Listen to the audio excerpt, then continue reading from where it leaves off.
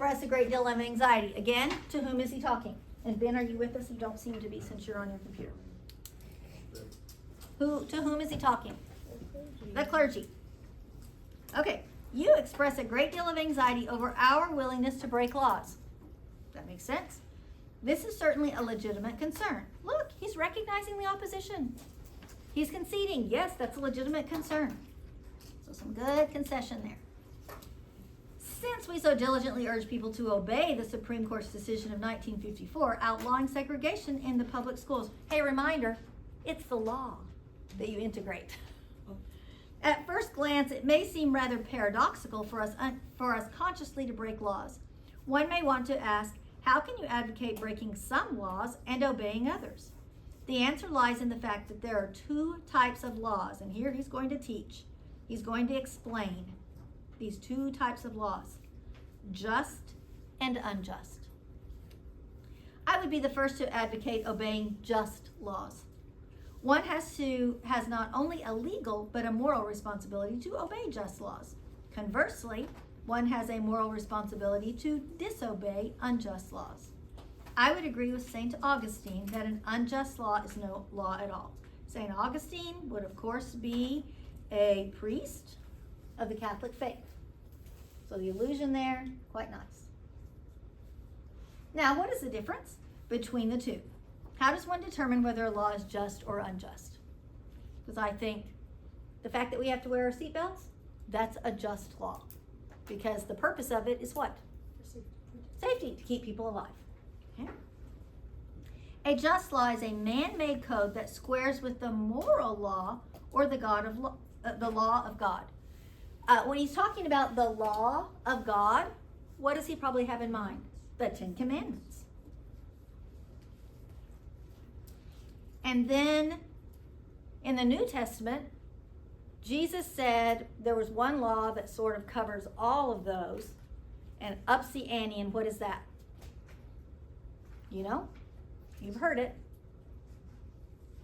Love one another. Okay, just love one another.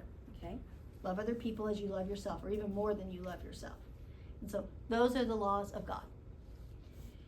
An unjust law is a code that is out of harmony with the moral law. So it's out of harmony. To put it in terms of St. Thomas Aquinas, another Catholic priest, an unjust law is a human law that is not rooted in eternal law and natural law. Any law that uplifts human personality is just. Keeps people alive, makes them feel better about themselves. Any law that degrades human personality, so we've got the antithesis of it here, is unjust. All segregation statutes are unjust because segregation distorts the soul and damages the personality. It gives the segregator a false sense of superiority and the segregated a false sense of inferiority. In this case, in the 1960s, who were the superior group making the laws? The white people. And the blacks were the ones that felt were being made to have a sense of inferiority. Segregation, to use the terminology of the Jewish philosopher Martin Buber, and so there's our Jewish philosopher, substitutes an I-it relationship for an I-thou relationship and ends up relegating persons to the status of things. Remember when we talked about how in Rwanda, the Hutus called the Tutsis something, so they'd make it seem like they weren't real human beings and they were easy to kill. Do you remember what the Hutus called the Tutsis? Cockroaches. Okay? I, thou is I, you. We are all human beings. If one group of people can make the other group of people not seem human anymore, that they are its, then they are no longer valued. And so it's easy to treat them, however, or to kill them. Okay? So Buber talked about that, and he said that's when things are dangerous. So you relegate things to the status of things. Hence, segregation is not only politically, economically, and sociologically unsound, it is morally wrong and awful. Paul Tillich, there's another allusion, said that sin is separation. Maybe you've heard this concept before, that sin separates mankind from God. Is not segregation an existential expression of man's tragic separation, his awful estrangement, his terrible sinfulness, that it is that I can urge men to obey the 1954 decision of the Supreme Court, for it is morally right, and I can urge them to disobey segregation ordinances, for they are morally wrong. So this is why we can break some laws. Some are not just. He's going to go on more. He's about to get to some really cool examples. Let us consider a more concrete example of just and unjust laws. An unjust law is a code that a numerical or power majority group compels on a minority group to obey, but does not make binding on itself. You have to do this, but we don't have to do it. Why is that okay with adults and children? Maybe your children don't love it, but what are adults trying to do when they say you have to do this, but we don't have to do it? Their main job, remember, is to keep you alive. And so they are protecting children. It's not okay for children to drink. And so adults at a certain age are allowed to drink and children are not, because their brains are still being developed and it could do great damage to their brains. This is a difference made legal. By the same token, a just law is a code that a majority compels a minority to follow and that it is willing to follow itself. This is the sameness made legal. Let me give another explanation. A law is unjust if it is inflicted on a minority group as a result of being denied the right to vote. They don't even have a say-so in it. Had no part in enacting or devising the law. Who can say that the legislature of Alabama, which set up the state's segregation laws, was democratically elected? Because probably most of the people on the Alabama legislature were what? White. And they're making all the laws. Throughout Alabama, all sorts of devious methods are used to prevent Negroes from becoming registered voters. And there are some counties in which, even though Negroes constitute a majority of the population, not a single Negro is registered. My goodness. Can any law enacted under such circumstances be considered democratically structured? Some nice rhetorical questions that we haven't often stopped to talk about. Sometimes a law is just on its face and unjust in its application. Like it sounds good, but really, when it comes right down to it, it's not right. For instance, I have been arrested on a charge of parading without a permit. There it is. Now, there is nothing wrong in having an ordinance which requires a permit for a parade, but such an ordinance becomes unjust when it is used to maintain segregation and to deny citizens the First Amendment privilege of peaceful assembly and protest. That is very important to Americans, that freedom of speech.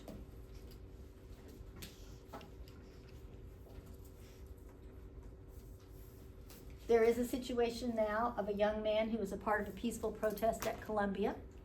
The protest, not because of him, but because of some other protesters, became violent. He, the face of the protest and very peaceful himself, has been arrested. And he's been on 60 Minutes. His wife has been interviewed and everything. It's a pretty big deal. This freedom of speech thing is a big deal. I hope you are able to see the distinction I'm trying to point out. In no sense do I advocate evading or defying the law as would the rabid segregationist. If something's rabid, what is it?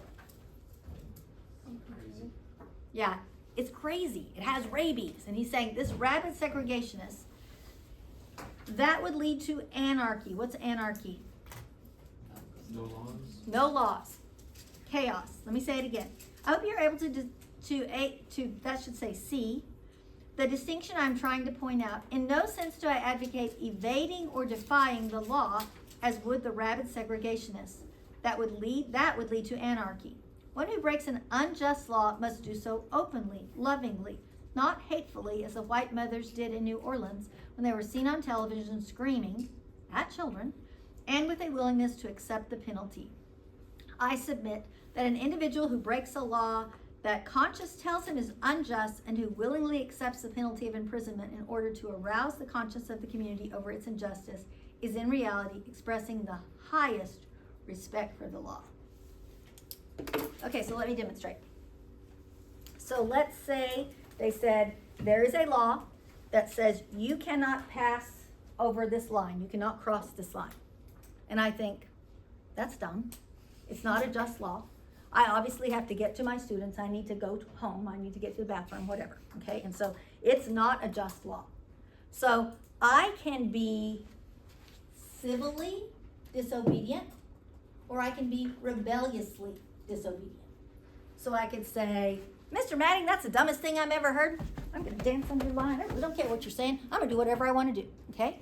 Or I can say, I understand this is a law. I don't think it's right. In fact, it is unjust. I'm going to break the law, and I'm going to take the consequences, whatever they are. Go ahead, take me to jail. And so that's what he's saying is civil, it's polite, disobedience.